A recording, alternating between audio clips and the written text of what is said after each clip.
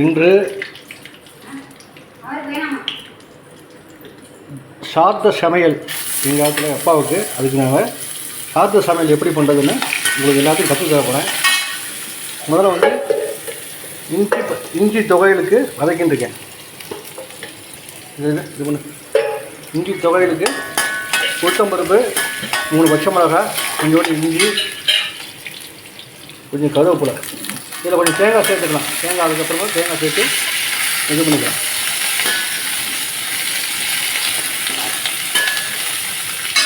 ஒவ்வொன்றா நான் வந்து இது பண்ணுறப்ப நான் உங்களுக்கு சொல்கிறேன். பாசிப்பருப்பு பாயசம் ரெடி ஆகிட்டு இருக்கு.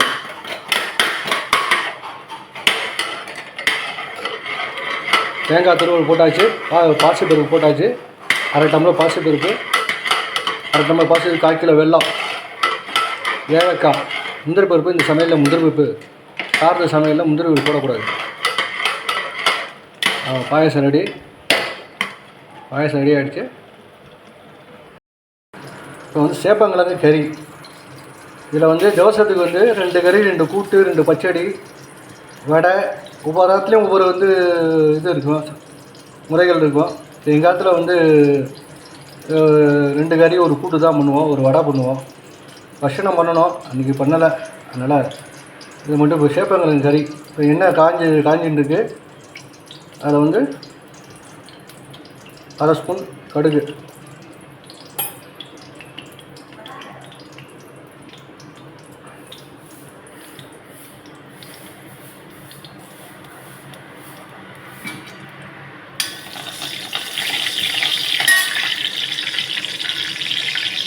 ரெண்டு உளுத்தம்பருப்பு,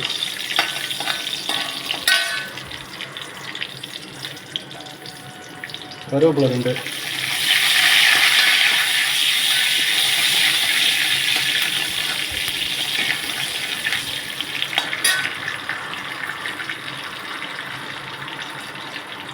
இருக்குது. இப்போ வந்து தேங்காய் போடுறோம்.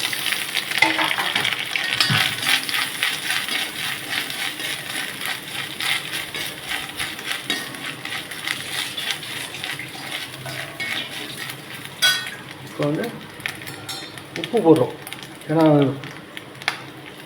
தேவையான உப்பு போடுறோம். இதுக்கு வந்து மிளகு ஜீரக பொடி போடணும். விவசாய சமையலுக்கு வந்து மிளகு ஜீரக பொடி திரித்து தனியாக வச்சுக்கணும்.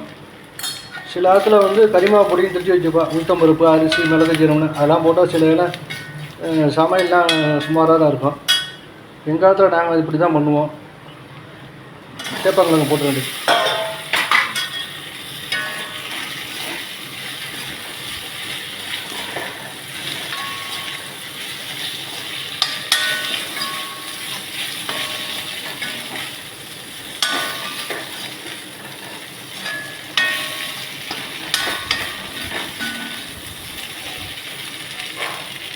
சேப்பங்கிழங்கு கறி ரெடி.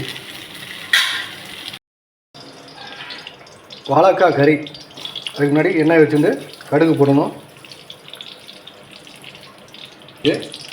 உளுத்தம்பருப்பு போடுவோம்.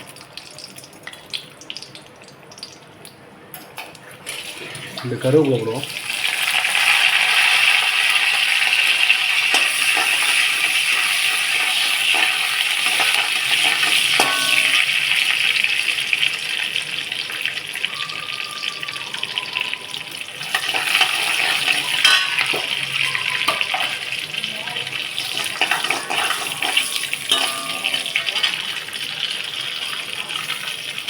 தேங்காய்,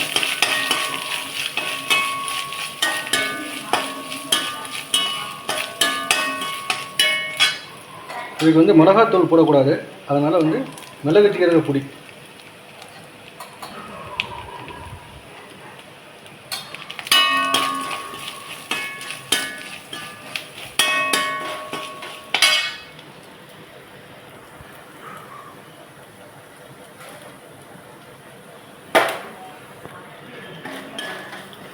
வேக வச்ச வாழைக்காய். மஞ்சப்பொடி வாழைக்காய் சேர்க்கக்கூடாது தோசத்துக்கு. வெறும் இது மட்டும்தான். உப்பும் போட்டு முன்னாடி வேக வச்சுக்கணும்.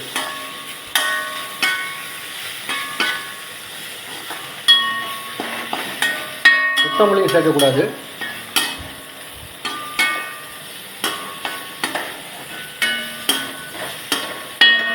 வாழைக்காய் கறி ரெடி.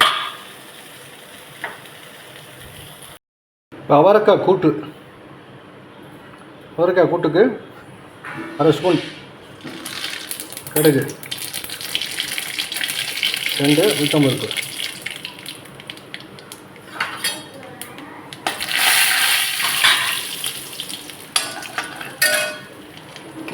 2 கருவேப்பிலை. இந்த அவரைக்காயை வேக வச்ச அவரைக்காய் அதை போட்டோம்.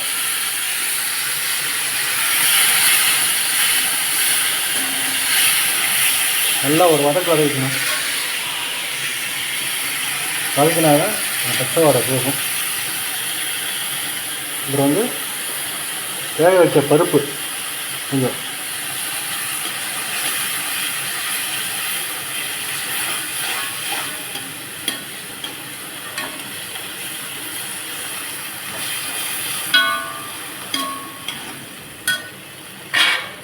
தேங்காய் அரைவை, தேங்காய் பச்சை மிளகா அரைவை, கொஞ்சோண்டு மிளகு ஜீரக பொடி,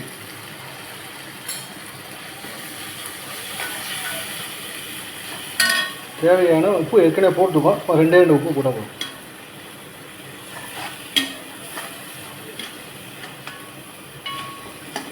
கூட்டு ரெடி ஆகிடுச்சு. அவரைக்காய் கூட்டு ரெடி ஆகிடுச்சு. இப்போ வந்து மாங்காய் பச்சடிக்கு சட்டி வச்சாச்சு, எண்ணெய் வச்சாச்சு. அதுக்கு 1/4 டீஸ்பூன் கடுகு பொரிஞ்சோடனே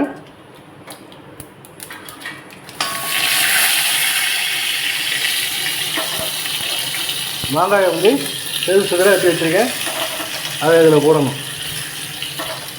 போட்டு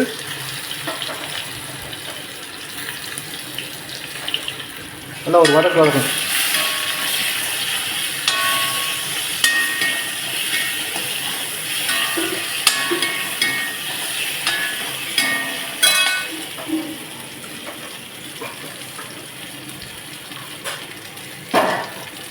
அரைச்சி வச்ச தேங்காயை கொஞ்சம் ஊற்றிடணும்.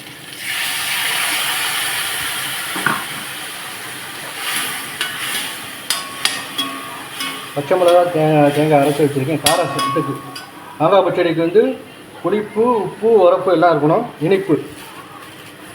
இனிப்புக்கு வெல்லம் போடணும். வெல்லம் உடச்சி வச்சு வெல்லம் போட்டாச்சு.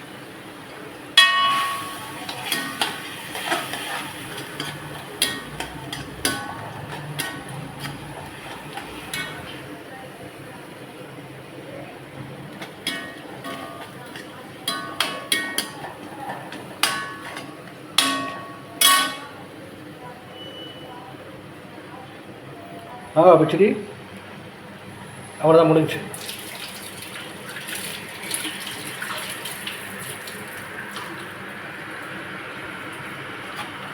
ரெடி ஆகிடுச்சு. இப்போ வந்து மோர் குழம்பு பண்ண போகிறோம். மோர் குழம்புக்கு தேவையானது கடுகு, 2 ஜீரகம், அரவை, இஞ்சி பச்சை மிளகாய், தேங்காய், கருவேப்பிலை எல்லாம் வச்சு அரைச்சிருக்கு. இது ஒரு வதக்கிட்டு இதில் வந்து மிளகு ஜீரக பொடி, இதுலேயும் மிளகு ஜீரக பொடி போடணும். கொஞ்சமாக போட்டால் போதும், ஏன்னா காரமாகிடும். அப்புறம் வந்து உப்பு, அப்புறம் தயிர், கெட்டி தயிர், கொஞ்சமாக வந்து தண்ணி ஆட் பண்ணிக்கலாம். இது ரொம்ப கெட்டியாக இருக்குது.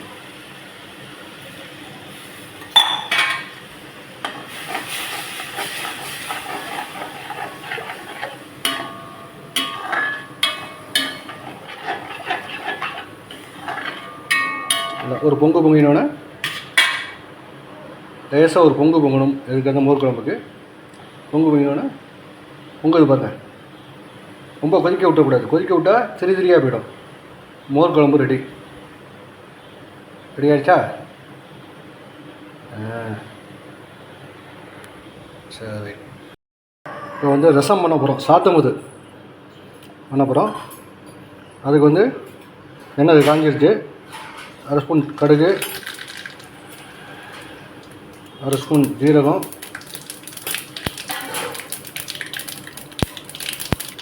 புளித்தண்ணி,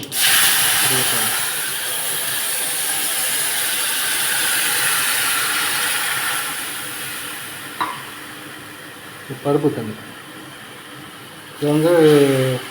இதில் வந்து தக்காளி போடக்கூடாது, பச்சை மிளகா போட்டுக்கலாம். ஒரே ஒரு பச்சை மிளகா, கருவேப்பிலை போட்டுக்கலாம். மஞ்சள் பொடி போடக்கூடாது, மிளகு ஜீரப்பொடி போட்டுக்கலாம்.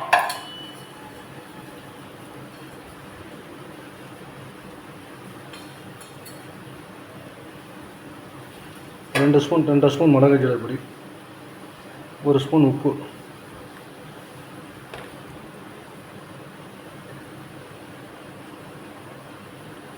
கொதிச்சோன்னா பருப்பு தண்ணி திருப்பி பருப்பு தண்ணி விட்டு கீழே அரைக்க வேண்டியது.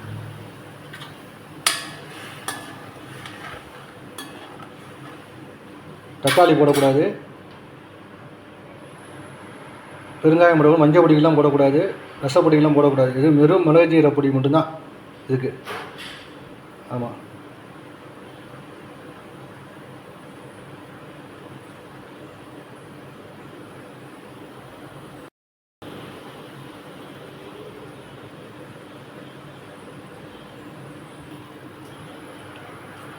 கொதிச்சிருச்சு, ரொம்ப கொதிக்கணும் அவசியம் இல்லை இந்த இதுக்கு.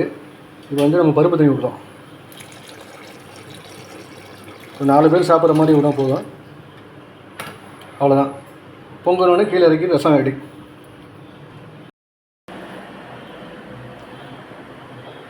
இன்று எங்கள் அப்பாவுடைய தவசம். அதற்கு ஒவ்வொரு சார்த்த சமையல் செய்துள்ளேன். நானே என்னுடைய கைவண்ணத்தில் செய்துள்ளேன். உங்களுக்கு என்னென்ன செஞ்சோமோ ஒவ்வொரு ஐட்டத்துக்கும் நான் வந்து வீடியோ போட்டிருக்கேன், அதை நீங்கள் பார்த்துக்கலாம். இப்போ என்ன ஐட்டம், எல்லா ஐட்டத்தையும் வச்சு ஒரு வீடியோ கொடுக்குறேன். என்னென்னு சொல்கிறேன் உங்களுக்கு. பருப்பு பாயசம், வெள்ளரிக்காய் தயிர் பச்சடி, மாங்காய் தயிர் ஸ்வீட் பச்சடி, வாழைக்காய் கருமிது, சேப்பங்கிழங்கு கருமிது, அவரைக்காய் கூட்டு, மோர் குழம்பு, ரசம், மாங்காய் ஊறுகாய், இஞ்சி துவையல், பருப்பு, தயிர், வடை.